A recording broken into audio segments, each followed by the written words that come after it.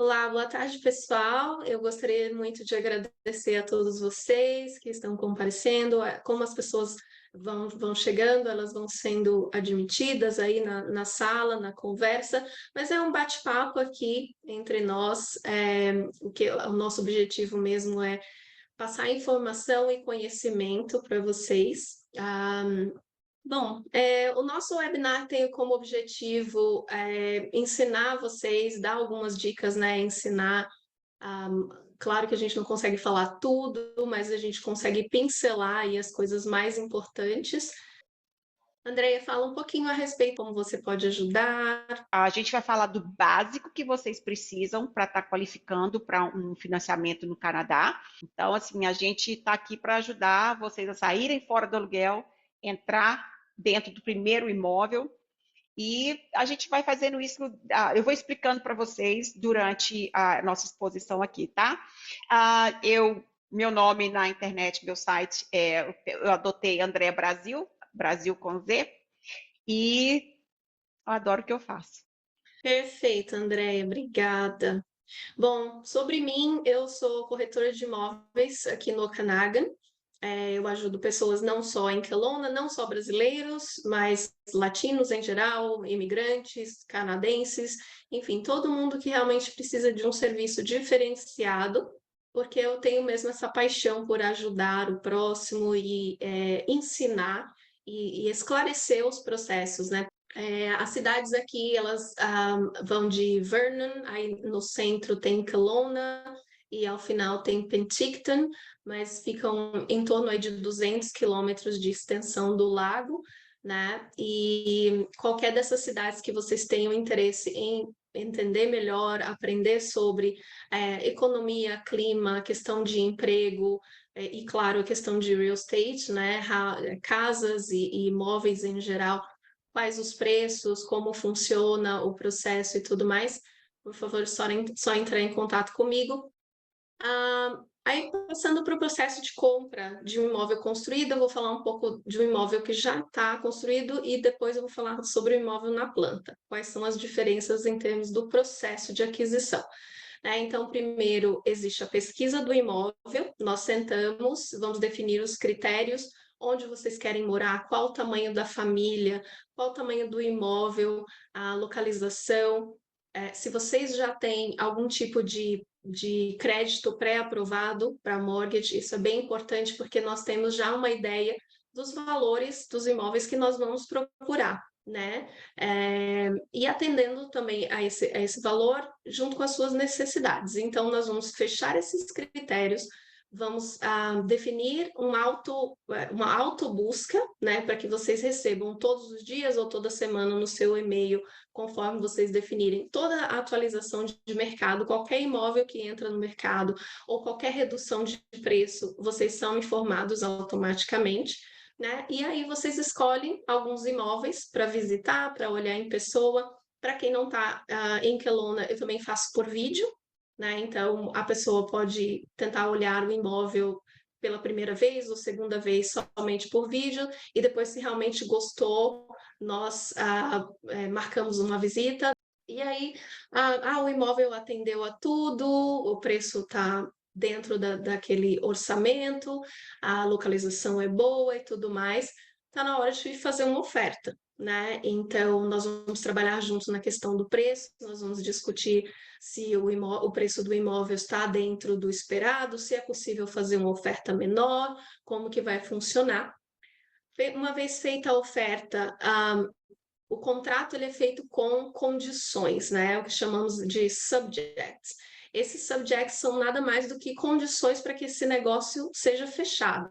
Então, o imóvel ele vai precisar passar por uma inspeção, você vai precisar adquirir financiamento, tem, enfim, várias condições que nós temos que colocar no contrato para que, se satisfeitas essas condições, a venda se concretiza, né? E você tem que pagar o depósito. Então, a gente geralmente 15 dias para que essas condições sejam satisfeitas, para que se realize a inspeção, financiamento, verifique questão de seguro, enfim, várias condições que eu também vou detalhar com vocês junto nesse contrato. E aí, uma vez satisfeitas essas condições, é hora de pagar o depósito inicial definido no contrato. Ele varia entre 5% a 10%, geralmente é 5%, ou um valor fixo. É um depósito que vai garantir que aquele comprador está realmente agindo seriamente naquela compra, né? É um depósito que ele é preliminar e não é um depósito que é requerido pela instituição financeira. Esse depósito ele vai para o vendedor, para o dono do imóvel. Ok? E aí, depois disso, tem a data do fechamento, que seria no momento em que você tem que adquirir o financiamento para pagar o saldo do preço. Às vezes, se você deu só 5% de down payment contratual, o lender, né, que é o banco, a instituição financeira, pode pedir um valor adicional se você não qualificar por 5%. E aí é hora de pagar também os impostos e outros custos de fechamento do negócio, como advogado, parte de registro, enfim, a Andrea vai percorrer um pouquinho mais aí na parte de custos depois. E aí vem a entrega das chaves e posse, né? E aí a gente estoura aquele champanhe para comemorar. Então, esse é um imóvel construído. O imóvel na planta muda um pouquinho no início, né? Porque primeiro você vai fazer a pesquisa de imóvel, não tem um imóvel para ver, então nós vamos analisar toda a documentação do imóvel na planta, o que a construtora divulgou, quais são os documentos que foram divulgados, as plantas do imóvel, qual o valor do custo de condomínio, se tem vaga de garagem, o que está incluído no preço, áreas de lazer, todas as características daquele imóvel que ainda vai ser construído. Geralmente ele demora 2 anos para ser construído. Quando eles iniciam a venda, é porque deve ficar pronto, tem uma previsão aí de 2 anos para ficar pronto. No momento que você escolheu o imóvel, já assina o contrato de compra e venda. Então, você já vai ficar juridicamente vinculado àquele negócio, porque o contrato é assinado no momento que você escolhe o imóvel a ser construído, o imóvel na planta. E geralmente as construtoras que definem o valor do depósito. Aqui no Okanagan varia de 5% a 15% do valor do preço. A grande vantagem é que você assina o contrato com o preço que está hoje e o preço não tem nenhum acréscimo depois de 2 anos, quando o imóvel é construído. Então, você vai pagar de 5% a 15% do preço agora, vai esperar 2 anos até ser construído, não tem mais nenhum pagamento a ser feito nesse período, e uma vez que o imóvel está pronto, você é notificado a pagar o saldo do preço, a pegar o financiamento, vamos dizer assim, ou pagar à vista, ou você pode também transferir esse contrato. Tem algumas construtoras que permitem a cessão desse contrato, desse direito, né, de aquisição do imóvel, que é o contrato de compra e venda na planta. Na verdade, você está adquirindo o direito daquele imóvel. Então, algumas construtoras permitem isso, essa cessão, para um terceiro, dentro de um prazo. Geralmente existe um prazo de 1 a 2 meses para que isso ocorra, antes que você tenha que realmente fechar o financiamento ou pagar o saldo do preço. E uma vez que isso ocorra, se você não ceder, aí você tem que ter o financiamento, porque senão você quebra o contrato, né? E aí você perde aqueles 5% a 15% de depósito que você fez lá atrás. Então, isso é bem importante de saber, que você está entrando na venda agora, e você está adquirindo o imóvel agora, o direito daquele imóvel, e aí daqui 2 anos você tem que realmente requerer o financiamento ou ceder o contrato. Lembrando que algumas construtoras requerem um depósito ou um percentual para que essa cessão ocorra. Às vezes é um valor fixo, por exemplo, $1.000, às vezes é um percentual, 2%, às vezes é 0%.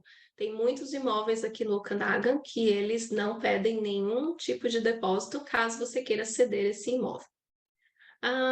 E aí nós temos a conclusão do contrato, que eu já mencionei aqui. E no imóvel da planta é importante mencionar que tem o GST a ser pago, né? E a Andrea depois pode entrar um pouquinho na questão de percentuais e tudo mais, e o que muda em relação a PTT, que é o Property Transfer Tax, e o GST.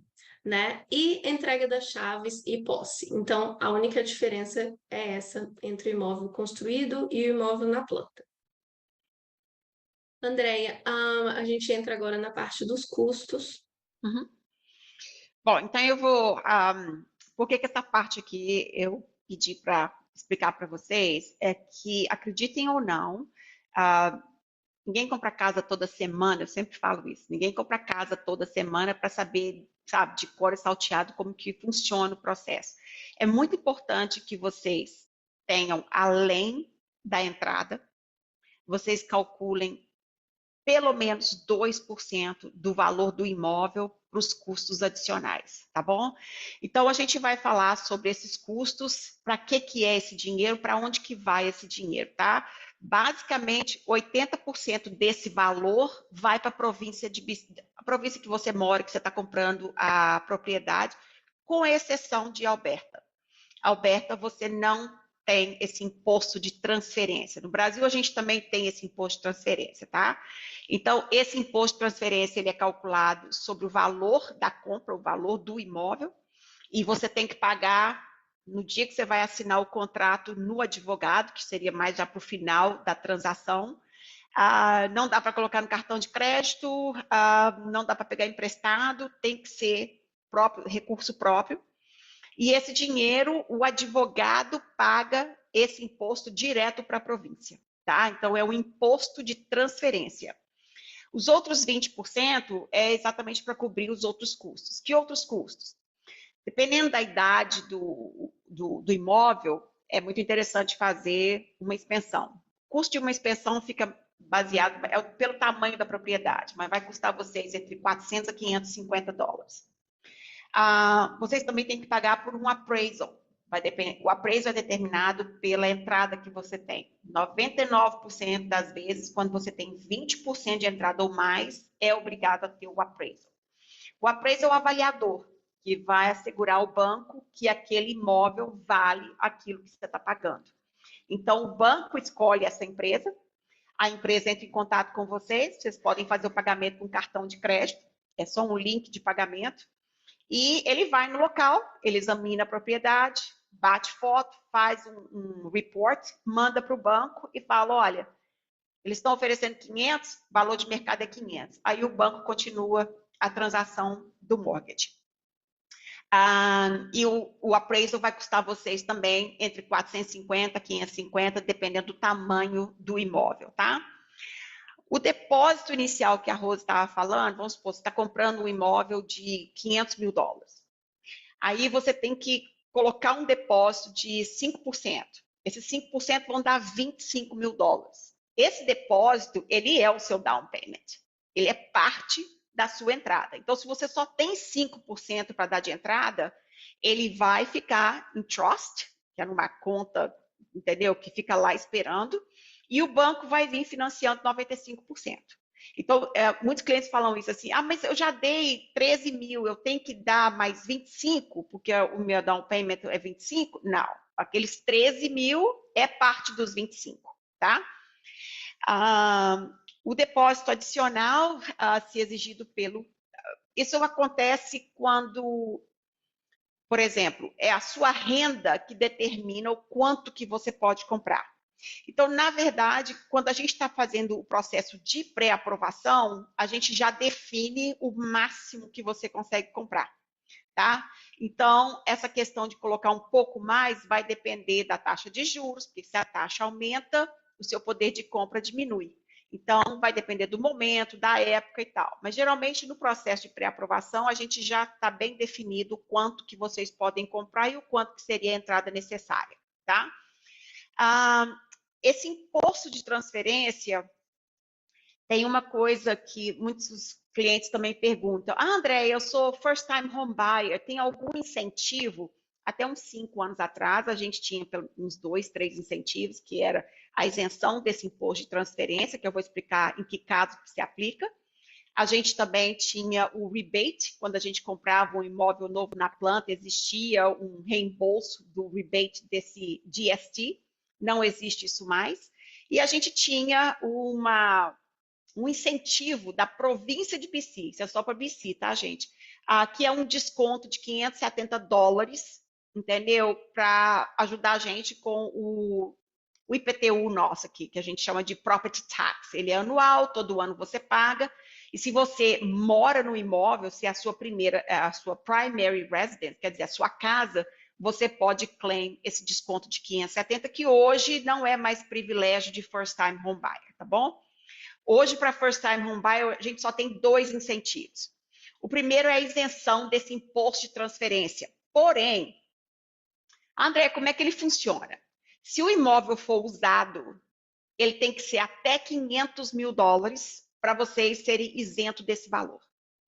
Se ele for um imóvel na planta, esse valor aumenta um pouquinho. Ele vai até $750 mil, já contando com GST, tá? Então, esse é o limite e esses são os critérios para vocês terem essa isenção do imposto de transferência.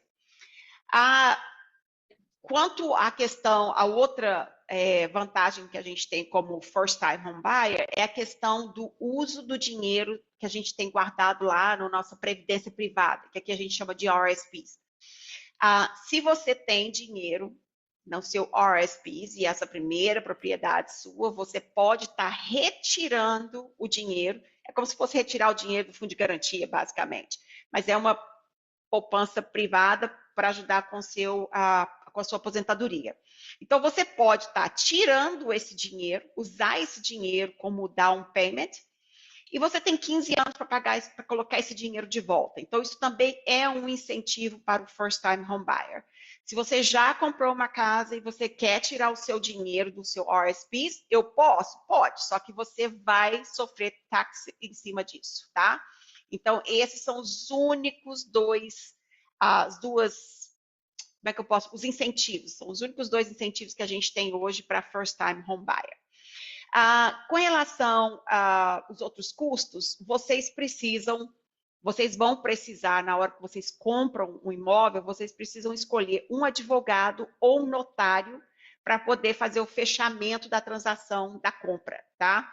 E o último custo, que é a mudança, né? Então, assim, se vocês vão fazer vocês mesmos, pelo menos o custo que vocês vão ter de caminhão, de alugar um U-Haul, alguma coisa assim.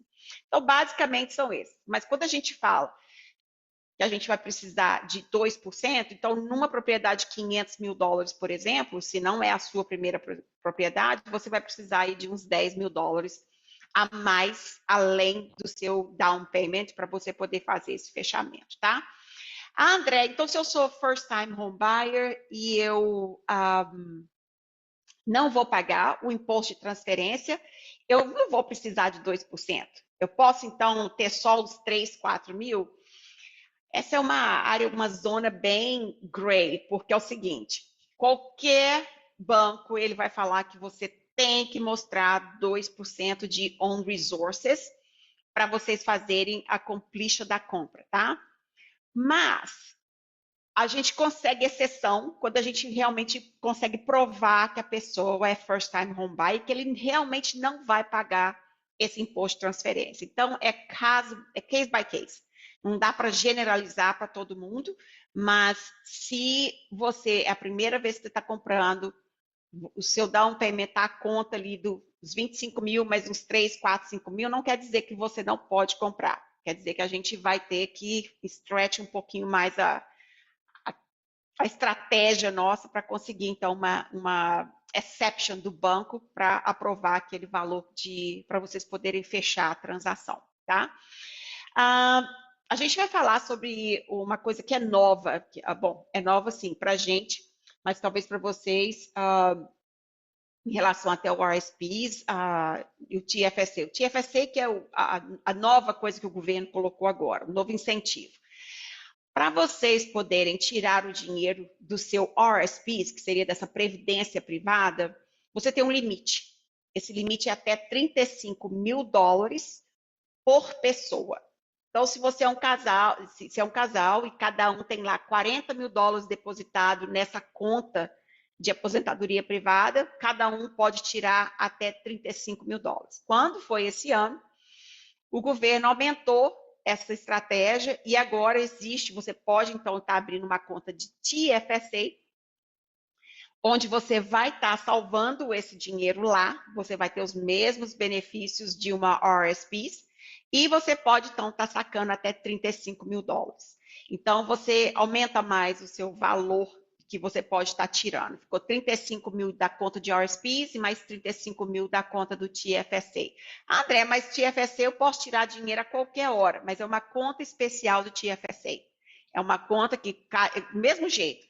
Quando você coloca um dinheiro na sua conta de RSPs, no final do ano, quando você vai fazer as suas taxas, você tem um incentivo, ou seja, você tem um desconto no seu imposto de renda.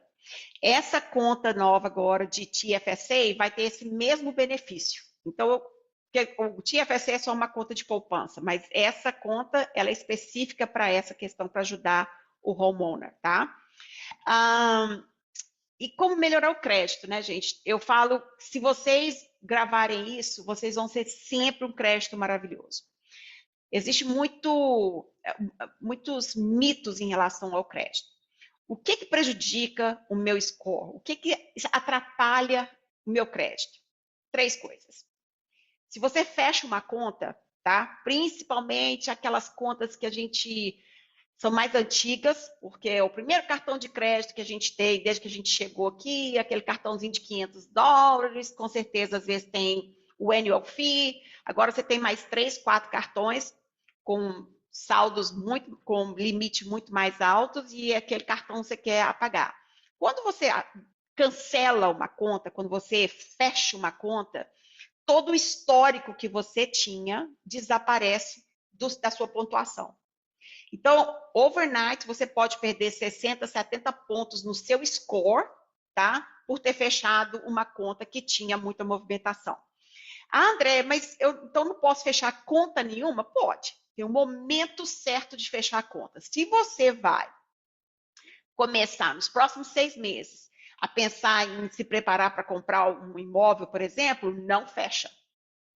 Compra a casa, no dia seguinte você pegou suas chaves, vai lá e limpa seu crédito. Você deleta tudo, cancela os cartões que você não quer, que aí não vai ter problema nenhum. Por quê?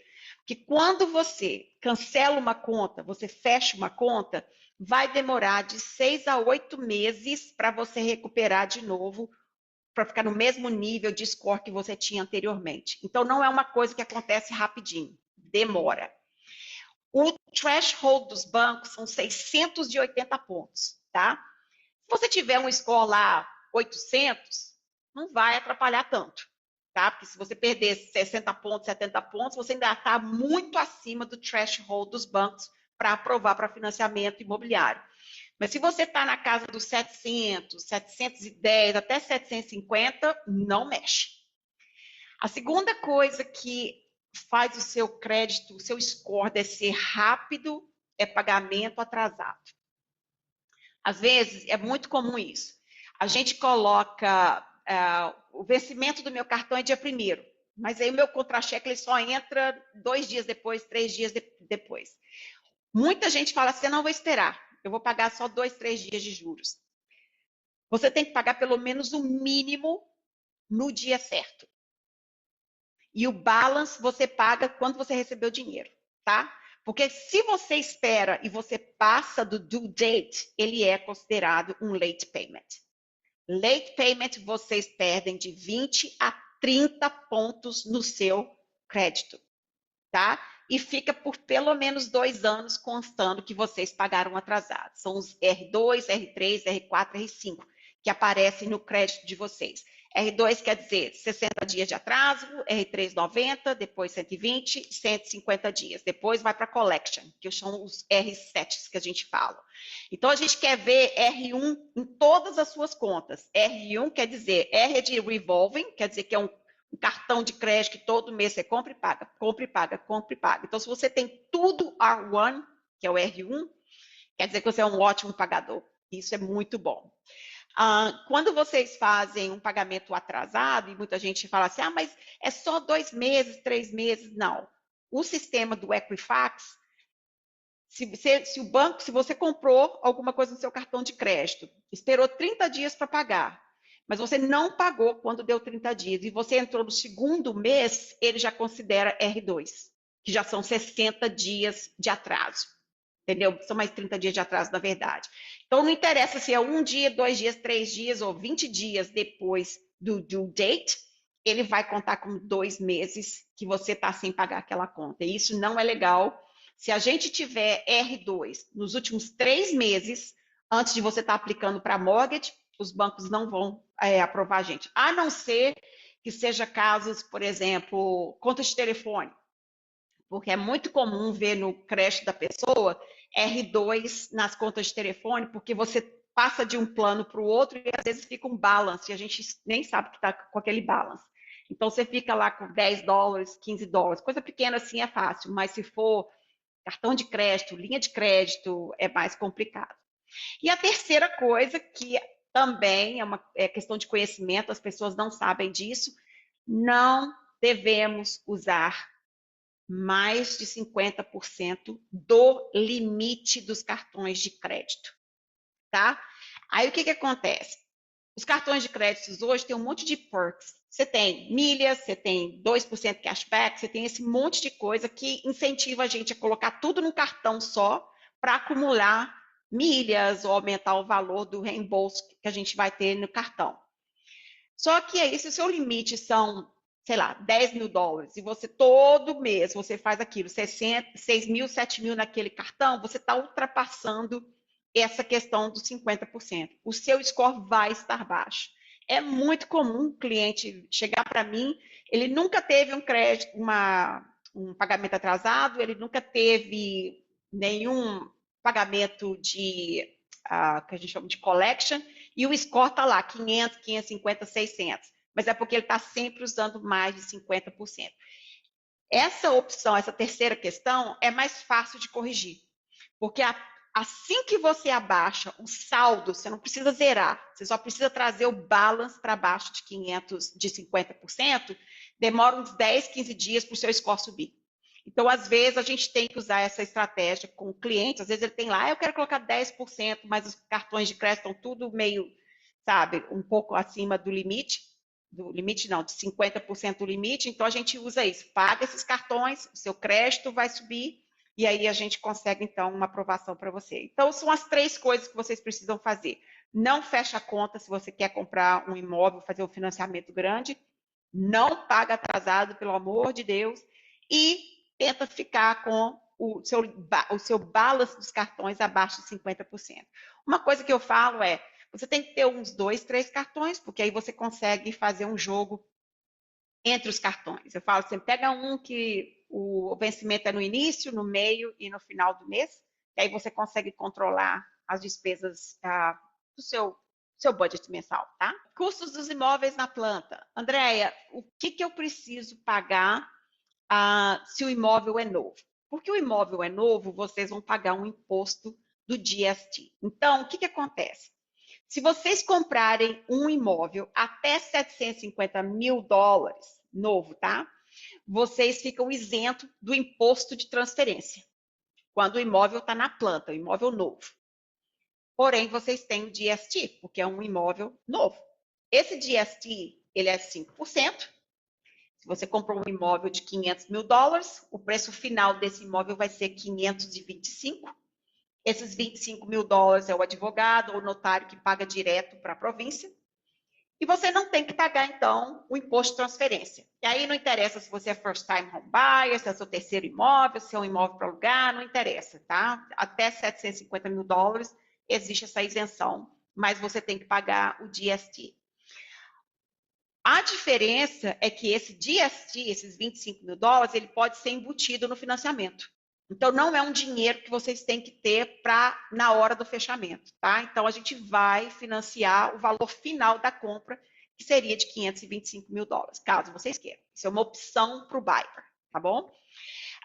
Em questão de closing cost, é a mesma coisa. Vocês vão precisar de 2% para poder fazer o fechamento. André, mas até $750 mil eu não tenho o PPT, que é o imposto de transferência. Não, com certeza você não tem, mas a gente tem que mostrar para o banco que você tem esse recurso para poder fazer o fechamento, tá?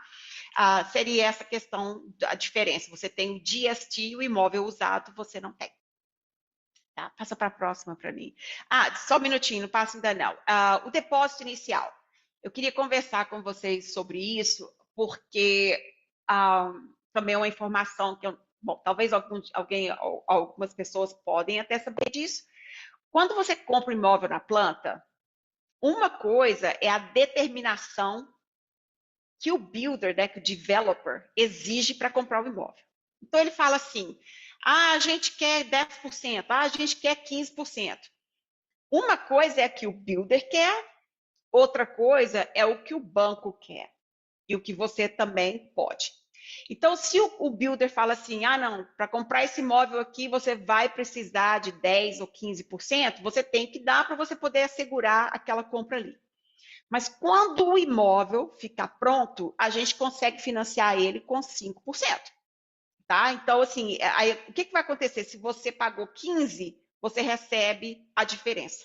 O advogado vai processar toda a compra e vai sobrar esse dinheiro, os 10%, e esses 10% volta para você. E aí é que a gente vai estar falando sobre a estratégia de comprar imóvel na planta, usando, então, uma linha de crédito, tá? Se você não tem um recurso próprio.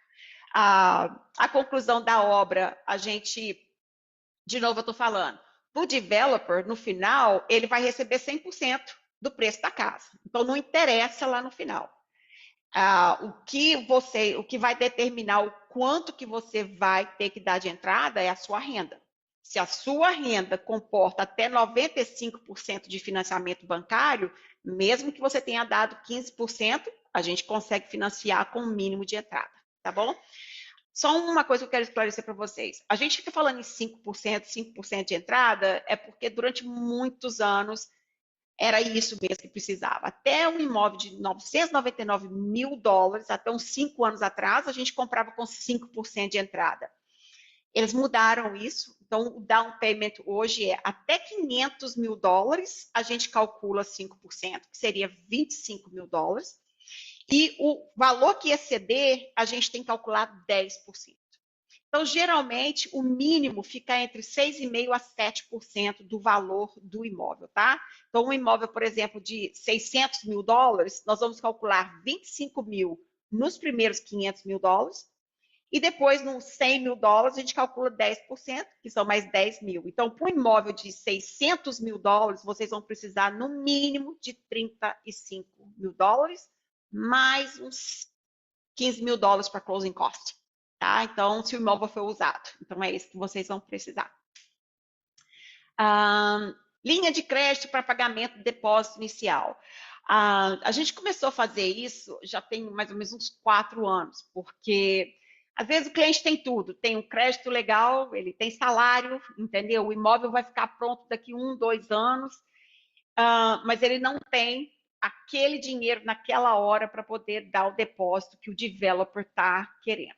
No momento que você está assinando lá com o developer, o banco não entra no meio. Então, você pode estar fazendo uma aplicação para uma linha de crédito e você pega esse dinheiro da linha de crédito e paga o depósito que o developer está exigindo. Aí tem 2 caps. O primeiro é o seguinte, se você colocou 5%, se o developer falou que era 5%, você foi lá, pegou com o banco 25 mil, deu lá para o developer, quando esse imóvel ficar pronto, essa linha de crédito tem que estar quitada. Beleza? Se você tinha 5% do seu dinheiro e o developer quer 10%, você vai lá, você aplica para essa linha de crédito, pega os outros 25 mil que seja, vai lá dar 10% para o developer. Se o seu salário, se a sua renda comporta você financiar somente com 5%, não tem problema. Lá na frente, quando você for pegar a chave, você vai receber esses 5% de volta e aí você vai e quita a linha de crédito. Nesse meio tempo, você fica pagando os juros mensal, tá? Que a gente vai mostrar para vocês o que seria esses juros num valor aí de 25 mil dólares. Agora, se vocês só tem 5% de entrada, o developer, ele está exigindo 15%. Mesma coisa, vai lá, é a sua renda que vai determinar também o valor da linha de crédito que você vai conseguir com o banco.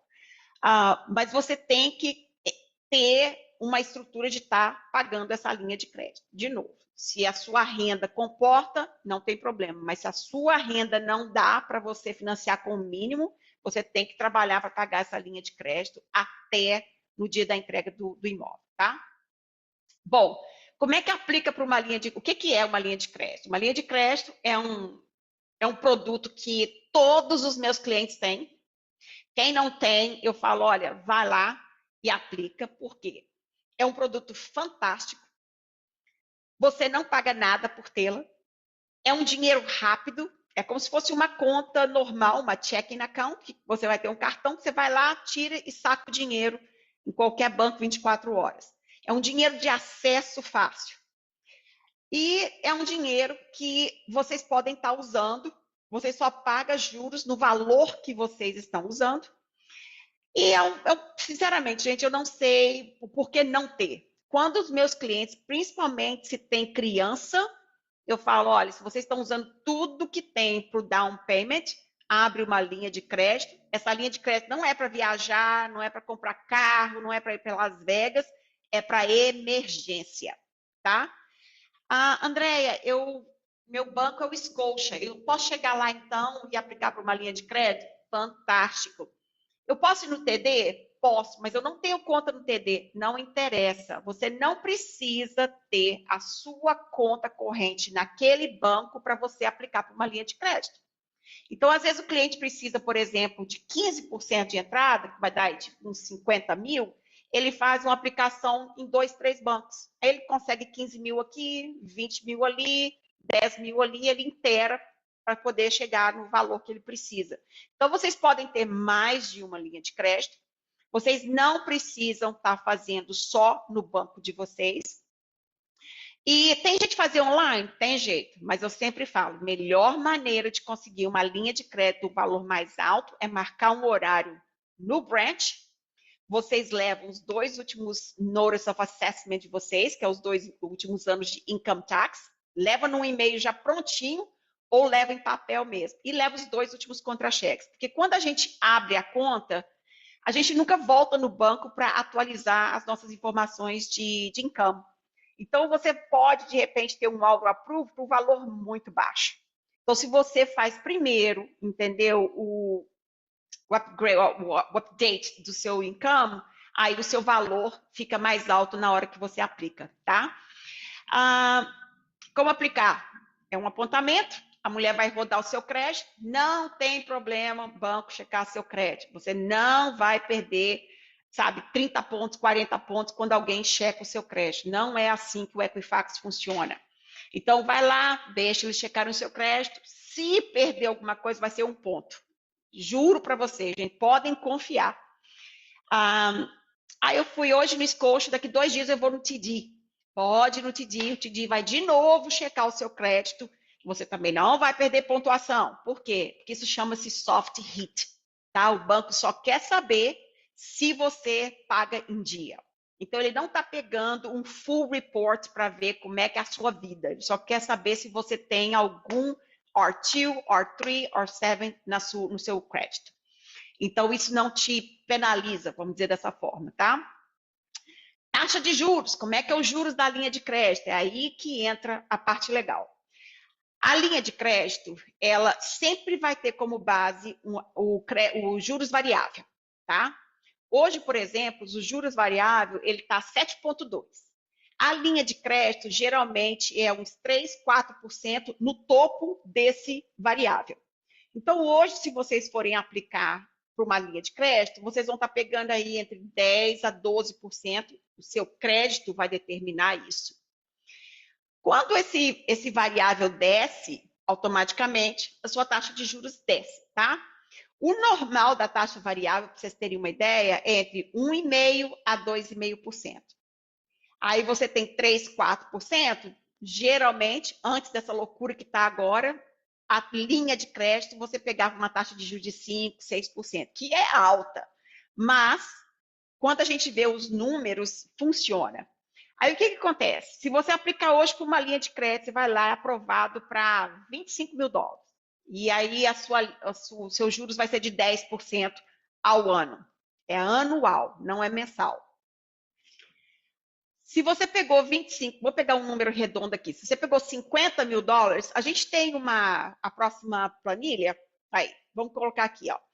Se você pegar uma linha de crédito de 25 mil dólares, tá? No ano, você vai pagar 2.500 para o banco de juros, tá? E como é que esse juros ele é pago? Ele é pago mensalmente.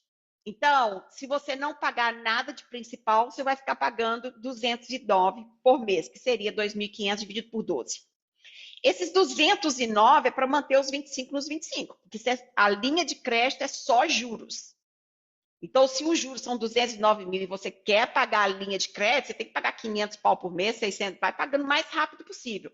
Mas de juros, são os 209 mil. E se você for pagando mais, 209 dólares, desculpa. Se você for pagando mais de 209, esses 25 vai diminuindo, automaticamente os 209 também diminuem. Ele é sempre calculado em cima do balance, tá? Se vocês compram alguma coisa na planta que vai ficar pronto daqui 2 anos, a gente pegou esse exemplo, e você está pagando os 209 por mês, em 2 anos vocês vão ter pago para o banco uma média de 5.016 dólares, tá? Por ter pego esses 25 mil. Se esse imóvel que vocês compraram na planta valorizar 1%, a gente está fazendo isso em cima de um imóvel de 500 mil dólares, tá, gente? Então, aqui seria um imóvel de 500 mil dólares. Vocês dariam uma entrada de 25 mil dólares. O subtotal seria 475. Vocês são obrigados a pagar um seguro que o governo cobra. Não é o governo, na verdade, não é o governo diretamente, é uma seguradora chamada CMHC. Nós temos 3, na verdade, mas a CMHC é a mais forte. Todo dinheiro que é emprestado tem que ter um seguro, tá? O banco exige isso. Então, esse seguro ele é calculado em cima do valor desses 475. Então, em cima desse valor, o seguro seria de 19 mil dólares, que é embutido dentro do financiamento. Então, não é um dinheiro que vocês também têm que estar com ele para pagar à vista. E o banco vai, então, financiar para vocês os 494 mil dólares, que é a soma dos 475 mais os 19. Basicamente, o seu 5% de entrada foi só de seguro.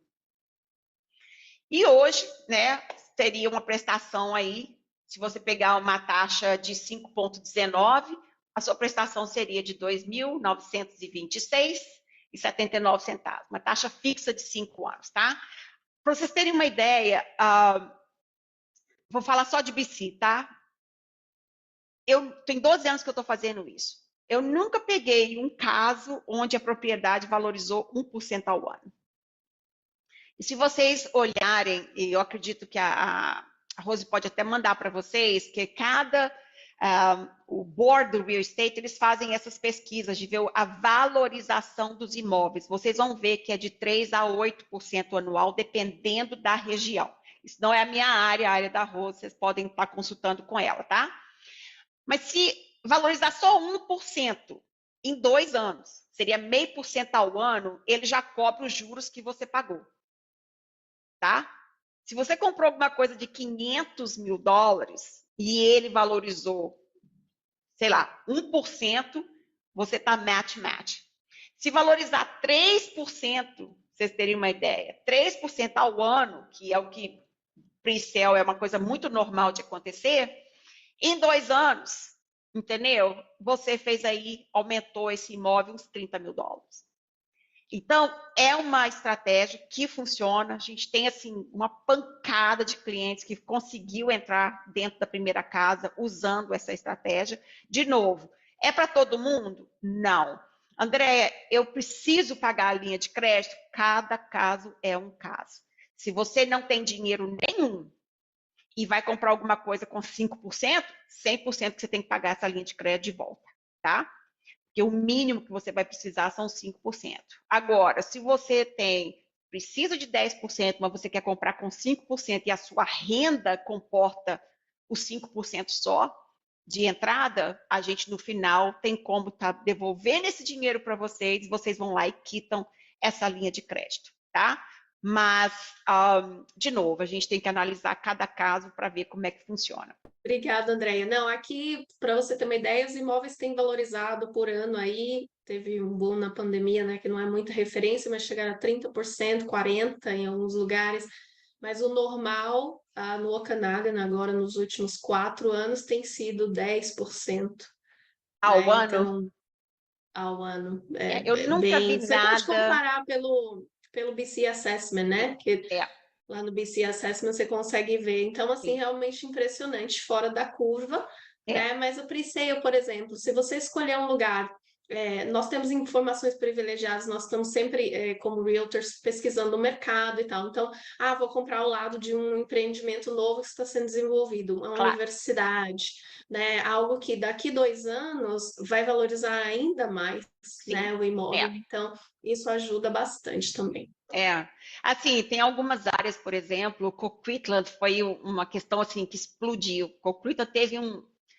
Hoje é quase que impossível comprar na região de Coquitlam, mas quando a linha verde foi anunciada, isso há uns 6 anos atrás, 7 anos atrás, a gente comprava lá apartamento de 2 quartos por 180, 190 mil dólares. Esse Uhum, mesmo apartamento, depois de 7 anos, ele está na casa dos 800 mil dólares por causa do public transportation. Então, assim, sim. principalmente se são builders muito grandes, eles não constroem só o prédio, eles trazem um desenvolvimento bem legal para a área. Eles constroem o que a gente chama de recreation centers, eles incentivam mercados, eles incentivam que valoriza a área. Então, é muito difícil você comprar e não valorizar absolutamente nada. Estou vendo aqui no chat aqui que a gente tem uma pergunta da Caroline. Casal sem filhos são aprovados pelo banco para mais dinheiro do que um casal com filho recém-nascido? É o contrário. Se você tem filho aqui na província, você recebe um incentivo do governo que a gente chama de Child Tax Benefit. Esse valor de Child Tax Benefit, ele é baseado na renda do casal, na renda familiar. Mas, em média, é entre, por filho, de 500 a 800 dólares. Esse valor, Caroline, a gente pode entrar como renda familiar. Então, se você recebe 500 dólares, você acabou de ter um neném, você recebe 500 dólares por mês, e o seu salário, junto com o seu marido, é 100 mil, e você tem mais, no ano, 6 mil dólares de Child Tax Benefit, a sua renda familiar, então, é de 106 mil dólares. Então, é exatamente o contrário. Uns 3 anos atrás, a gente teve um boom, foi exatamente na época que o Covid, que todo mundo que estava esperando para comprar casa ficou assim, não, o mercado vai quebrar, vai ter um monte de gente que não vai conseguir pagar as prestações, e aí a gente vai poder comprar casa a preço de banana e tal, e o Covid chegou logo nos primeiros 6 meses, o mercado deu um boom. Quem tinha comprado, eu tenho cliente que comprou um apartamento de 1 quarto por 400 mil dólares em 2018 e vendeu em 2020 por 500, 550 mil dólares por causa desse boom que deu durante o Covid. Então, assim, são fenômenos que a gente não pode estar tomando isso como base, que foi uma coisa bem atípica, mas o mercado não quebrou, a bolha não estourou, o preço de casa aumentou. Mas nessa época, o governo colocou, na verdade é de 2018 isso, se você não é um PR, você tinha que pagar 20% de imposto, tá? Em cima do valor do imóvel. Você paga isso para a província. Então, esse imposto ele foi criado exatamente por causa da crise de housing que a gente tem. Antes de 2018, vocês podiam estar lá no Brasil e comprar um imóvel aqui, tudo via online, assinando tudo com advogado, você não precisava nem ter visto canadense, vocês conseguiam comprar um imóvel aqui, no cash, né, gente? Não tem nada a ver com financiamento. E alugar esse imóvel, entendeu? O governo cortou isso. Essa prática era muito exercida pelos asiáticos. Então, assim, os asiáticos compravam tudo aqui, às vezes, entendeu? Deixava até fechado. E o governo cortou. Você tem que ser permanente residente para você poder comprar imóvel no Canadá. Isso mudou, tá? Isso foi em 2018. E isso pegou todo mundo assim, com as calças na mão, porque tinha gente que não tinha o PR, mas tinha o Work Visa, e da noite para o dia tinha que vir com mais 20%, entendeu? Eu mesmo tive clientes assim, porque eles estavam, o fechamento da compra da casa tinha sido depois do dia 1º de agosto de 2018. Então, assim, muita gente perdeu o depósito, porque não conseguiu completar, porque não tinha o dinheiro para poder pagar. A segunda razão pelo qual o governo ele criou esse imposto é porque todo mundo quer morar nos grandes centros, que são Toronto, Vancouver. Então, é uma maneira de proteger essas cidades, fazendo com que o preço não suba muito. Então, e forçar as pessoas também a procurar outras cidades. Então, começou aquela coisa, foi a primeira mudança. Primeiro era para todo mundo que não era PR, tinha que pagar esses 20%. Depois o governo começou a abrir. Ah, não, vai ser por região. Se a região é um hot market, que é o que a gente chama, vocês pagam esses 20%. Aí começou assim, a Kelowna tem que pagar o imposto, a Abbotsford tem que pagar o imposto, então tem cidades que não têm esse imposto hoje, por exemplo, Squamish você não tem isso, Abbotsford você não tem, Chilliwack você não tem. Como é que é a sua região aí, Rose? Olha, a região, acredito que só Quelona mesmo, e outras regiões menores aqui, outras cidades, não existiria. Tá, Porém, nós temos a banição, né, de 2 anos até janeiro de isso. 2025. Então, nem assim está sendo possível, nem pagando o imposto está sendo possível ultimamente, até É. janeiro de 2025. Aí agora, janeiro desse ano, o governo abriu isso para quem tem work visa. Aí ficou melhor. Então voltou de novo. Então se você é PR ou se você tem work visa, tá? E esse work visa tem que ter pelo menos 2 anos ainda para vencer. Você não precisa pagar então esse imposto. Para você saber o quanto de casa que você pode comprar, você não pode ultrapassar 44% da renda anual. Então, a gente chama que a gente chama de Total Debt Service. Então, esse é o borderline que a gente tem com os bancos. Então, se você, com todos os seus custos, aí entra, a gente calcula quanto que vai ser a prestação, quanto que vai ser o condomínio, no caso de apartamento ou townhouse, quanto que vai ser o property tax, que é o IPTU, e aí a gente vê água, luz, o heat, as suas dívidas de cartão de crédito, o seu carro financiado. Juntando tudo isso, não pode ultrapassar 44% da renda familiar anual. A Corey mandou uma mensagem direta aqui para mim, mas é sobre Tá. financiamento. Uhum. Então, minha dúvida é sobre pagar o financiamento. Qual é a Tá. melhor maneira de antecipar o pagamento? Acho que você falou um pouco sobre isso, mas o Sim. capital vai para o balance ou vai para a redução de tempo? Tá. Então vamos lá. Existe, em 1985, a gente teve a criação de alguns incentivos para a gente ficar mortgage free. E um deles, antigamente você podia pagar o seu mortgage mensalmente, bi-weekly, que quer dizer 14 dias, ou quinzenalmente, a cada 15 dias, ou vocês podiam pagar semanalmente. E aí eles criaram uma nova modalidade que a gente chama de bi-weekly acelerado, tá? O que seria esse bi-weekly acelerado? Quando você paga no mensal, são 12 parcelas. Quando você paga o bi-weekly convencional, são 24 parcelas. Quando você paga semi-monthly, 24 parcelas. Mas nessa modalidade do bi-weekly acelerado, você tem 26 pagamentos no ano, tá? Esses 26 pagamentos no ano, ele meio que bate quando a gente também recebe o nosso contra-cheque bi-weekly acelerado, a gente tem 2 meses no ano, onde a gente tem 3 contra-cheques. Então, fica mais ou menos a mesma coisa. Então, acontece que você faz 2 pagamentos a mais no ano, tá? Por que a gente faz isso? Porque se você paga bi-weekly, o ano são 52 semanas, a gente tem 26 períodos de 14 dias. Então, é por isso que você faz 26 pagamentos. Mas o barato desse incentivo é que todo mês, desculpa, a cada 14 dias, a cada pagamento que você faz, o banco come uma porção que é juros e o restante vai para o seu saldo devedor, que vai baixando, baixando, baixando. Mas esses 2 pagamentos, quando você está nesse schedule acelerado, ele é 100% principal. Então, todo mundo deveria pagar o financiamento bancário, entendeu? No esquema bi-weekly acelerado. Eles não tiraram o convencional. Então, tem muita gente aí que está no bi-weekly errado, achando que está pagando o mortgage rápido, mas não, ele está pagando no convencional. O convencional não faz absolutamente nada para a gente. Então, se você tem aí uma prestação de $1.000, que é a sua prestação mensal, e o seu contrato é de 5 anos com aquele banco, se você paga acelerado, você salva $5.000 em 5 anos de juros. O banco deixa de comer essa grana, tá? Então, esse é o incentivo de estar pagando mais rápido.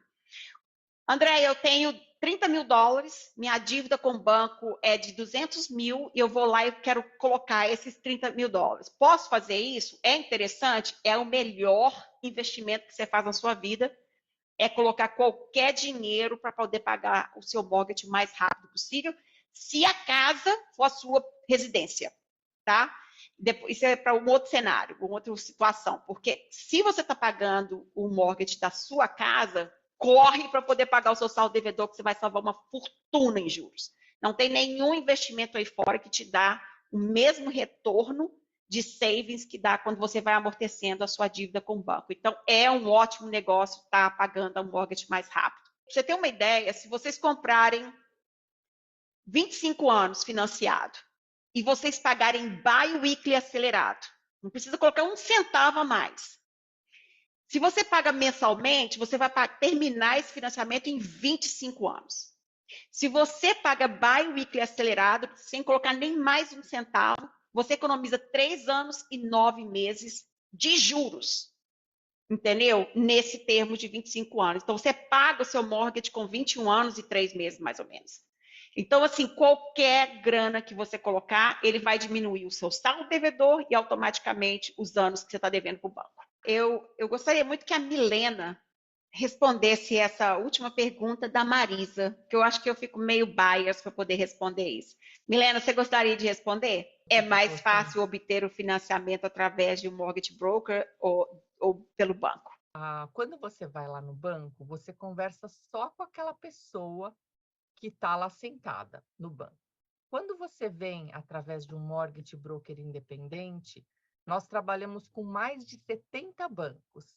Então, o leque para vocês olharem com mortgage broker independente é muito maior. E aí você tem mais versatilidade de comparar não só os juros, mas também estruturas de contrato, outras coisas que você pode olhar também que são super importantes. Então, essa é a diferença assim, crucial. Informações valiosíssimas. Até eu estou aprendendo um monte aqui. Olha que eu já ouvi sobre mortgage. E qualquer Beijão dúvida, para meu vocês. e-mail está aqui, telefone, Andréia também, tem as nossas redes sociais, a gente está super à disposição. Obrigada mais uma vez, um grande abraço.